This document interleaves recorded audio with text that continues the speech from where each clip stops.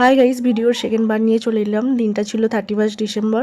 সকাল সকাল ঘুম থেকে উঠে স্নান টান সেরে এখানে আমি get ready with me shoot করছিলাম। আমি তো ফুল রেডি হয়ে দেখছি কেউ এখনো বেরোয়নি, সেই জন্য আমরা ভিডিও অন করে ন্যাকাপোনা করছিলাম। না, কথাটা আমি বলছি না, যারা আমার ভিডিও দেখে বলে তাদের উদ্দেশ্যে বললাম কথাটা।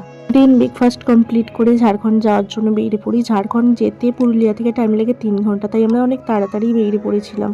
তাতু ভ্যালি পৌঁছতে আমাদের দুপুর হয়ে যায়। তার মাঝেই আমরা লাঞ্চ সেরে নিই, কিন্তু আমি ক্লিপটা দুর্ভাগ্যবশত নিতে ভুলে গেছি।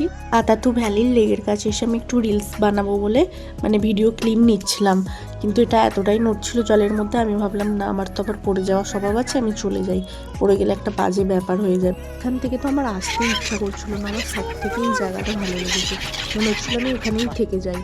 তো ফিরতে তো হবেই, তাই বেরিয়ে পড়লাম। এসে দেখি এখানে রিসর্টে ছৌ নাচ আরম্ভ হয়ে গেছে, এটাও কিন্তু ওদের প্যাকেজের মধ্যেই ছিল।